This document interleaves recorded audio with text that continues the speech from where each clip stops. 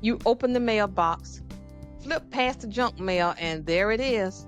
A bill you never saw coming. Maybe your car's check engine light. That innocent little glow just turned into a four-figure repair. Or perhaps your dog just swallowed a sock again, and the vet wants 2 grand before they'll even see him. Your stomach drops, your husband asks what's wrong, and in that split second, you feel the ground shake under your family's feet. It's that gut-wrenching moment when you realize one expected expense could unravel everything your entire life. If that feeling sounds all too familiar, then stick around. I'm Teresa, your certified financial coach, certified YNAB coach. You need a budget. And in the next 8 minutes, I'm handing you a step-by-step playbook to make sure that financial panic never owns you again. It's a stark reality. A majority of Americans, 59% to be exact based on my research, can't cover a $1,000 surprise expense from savings, according to a 2025 Bankrate report. Now let that sink in. That means that more than half of our neighborhood could be one broken furnace or one major car repair away from high interest credit card debt.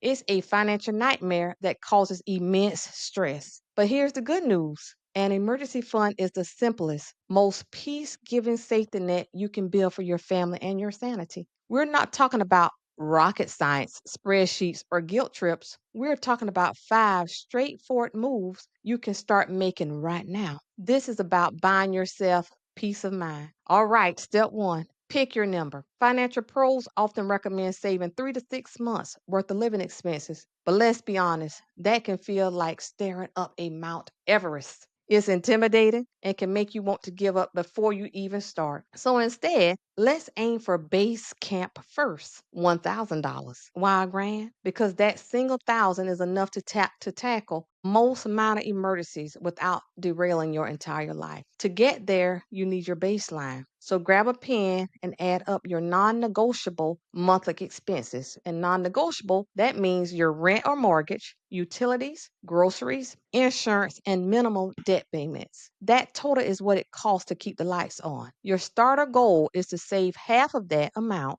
on your way to that first thousand. The key is to start. We need to start small and we got to build momentum. Step 2, open a separate, boring account, not the checking account you swipe 10 times a day. This needs to be a high yield online savings account. What makes it brilliant? It's close enough to access in a true emergency, but just far enough away to kill the temptation to borrow from it for concert tickets or a new sofa. Look for an FDIC insured account with no monthly fees.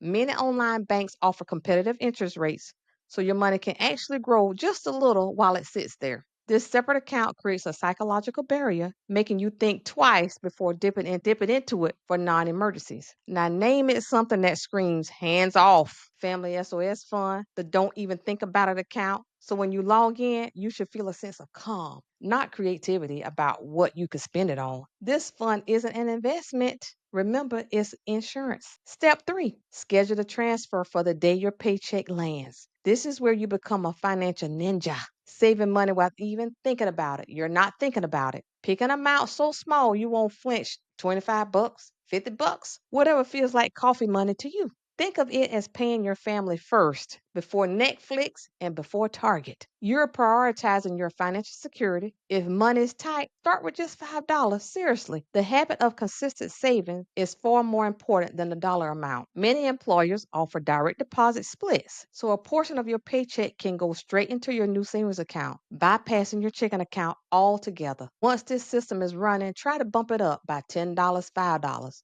every quarter. Just try to bump it up. Step 4, free up cash without turning your family into monks. We're looking for micro wins that add up. Cancel just one streaming service you forgot that you even had. That's $10 a month. Brew that coffee at home 3 days a week instead of buying it. Guess what? That's another $40 a month. Add those 2 painless adjustments up, and you're looking at $50 a month you didn't even realize you were spending. That's $600 a year plus interest. Your children won't even notice, but they will notice mom and dad sleeping better.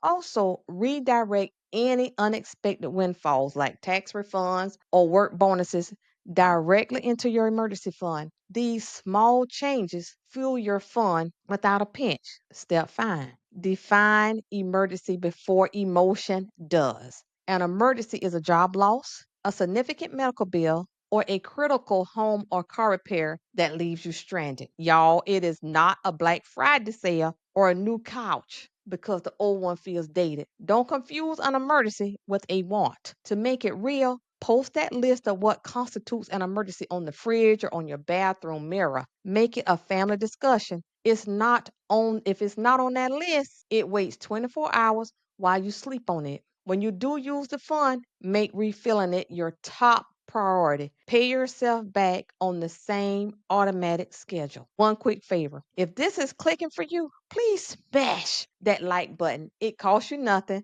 and it tells the algorithm to show this video to another parent who desperately needs this message. Now for a powerful bonus round. Loop your children in without scaring them. For an 8-year-old, label a jar the Oops Fund. When a toy breaks, they can dip into that jar, but they have to pay it back with their allowance. This is their first taste of replenishing a fund. And for your teens, elevate the game just a little. Match whatever they auto transfer into their own savings. This introduces them to the power of compound interest. Involve them in conversations about the family budget and let them have input on essential versus fun expenses to build their financial confidence. And a tip for your motivation. When the family hits each $250 milestone in the fund, celebrate with a $5 ice cream run, and I like Dairy Queen. It's cheap joy that powerfully reinforces the habit. Once your starter 1,000 is parked safely and untouched for 3 months, it's time to stretch toward the bigger goal. 3 to 6 months of core expenses. Keep the same rhythm. Automate your savings, cut waste, and redirect windfalls into the fund. When you hit that 3 to 6 month mark, you've bought yourself the luxury of time. If a layoff,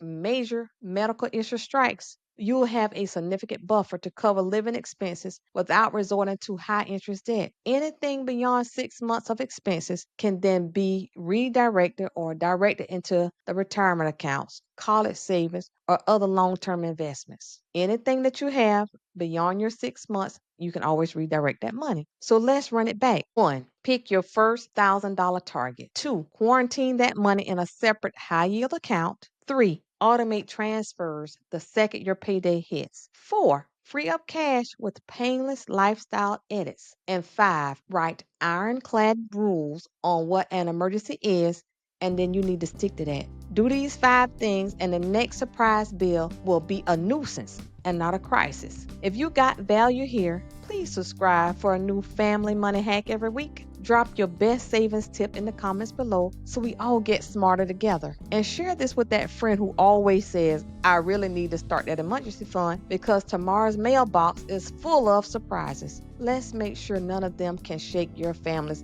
foundation ever again. Perfect, perfect, perfect. Thank you so much for watching, and I'll see you on the next video.